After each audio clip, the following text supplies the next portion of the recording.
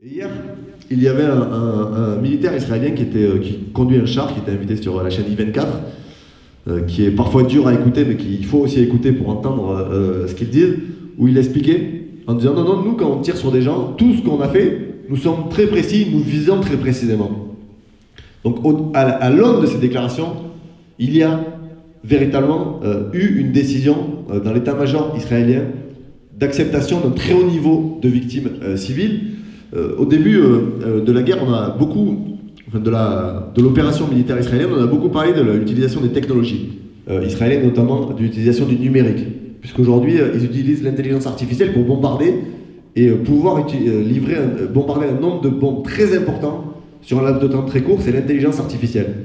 Et ils savent très précisément, c'était un militaire israélien qui parlait à un nom caché, qui disait quand il y a une cible pour nous qui est identifiée dans une maison, et que derrière, quand on bombarde cette maison, il y a 15, 17 ou 20 civils qui sont tués, ce n'est pas fait au hasard. Nous savons, avant de déclencher l'opération, qu'il y aura 20 victimes collatérales.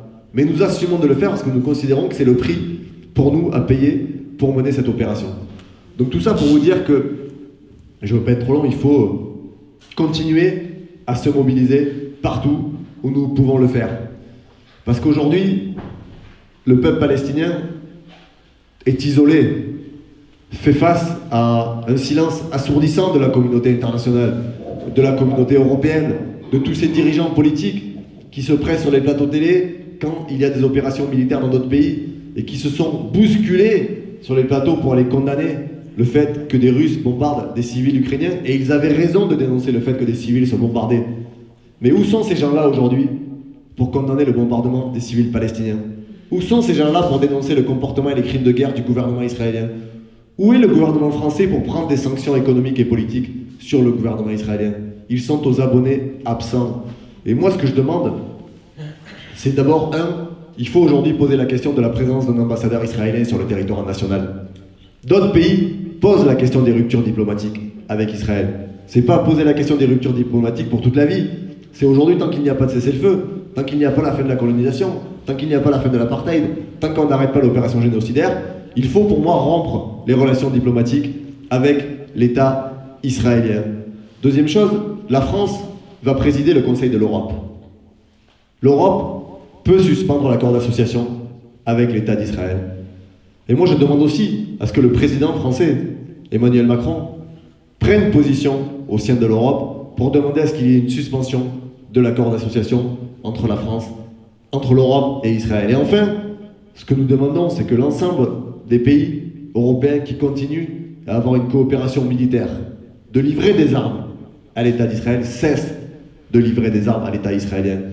Parce qu'au regard de la gravité de la situation, de ce qui se joue, j'ai souvent coutume de dire ça, mais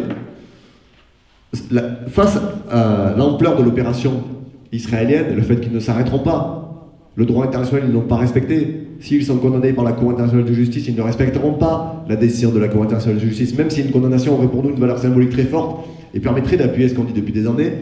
La seule chose aujourd'hui pour faire plier l'État israélien et arrêter ce qui est en train de se passer, c'est d'isoler Israël et de le mettre au banc des nations. Et pour ça, il n'y a pas 36 000 solutions. Et ça passe par le fait de ne plus livrer d'armes, de ne plus commercer, de boycotter tous les produits qui viennent des colonies. Quand je vois qu'y compris Joe Biden est passé au-dessus du Congrès américain pour accélérer et faire livrer quasiment 6 ou 7 milliards d'armes à l'État israélien, nous avons besoin d'avoir une solidarité qui s'organise partout pour faire plier ce gouvernement israélien. Et ça passe... Notre rôle, c'est de mobiliser, d'alerter, et je termine vraiment là-dessus, mais je crois qu'on a beaucoup de choses à jouer parce qu'il y a, je vois partout en France, dans des endroits, parfois on n'imaginait pas qu'il y aurait des mobilisations de soutien au peuple palestinien. Moi j'ai grandi dans le sud-ouest, mon accent le traduit, mes parents habitaient à Agen. C'est pas un lieu, Agen, où on manifeste en vérité sur la question palestinienne, c'est pas vrai. Quand on faisait des manifs sur ces questions-là, on était toujours les 15 ou 20 mêmes personnes qui sont mobilisées depuis des années et qui sont engagées sur ces sujets-là, soit parce qu'elles ont des relations personnelles, soit parce que leurs convictions politiques font qu'elles ont milité sur ces questions-là. Aujourd'hui, je vois que dans ces endroits-là, eh bien, il y a des mobilisations et des gens qu'on n'a jamais vues, qui commencent à se lever pour dire ça suffit. Quand va-t-on arrêter de jeter des dizaines de milliers de bombes sur des femmes, des enfants, des vieillards, des civils qui n'ont jamais rien demandé?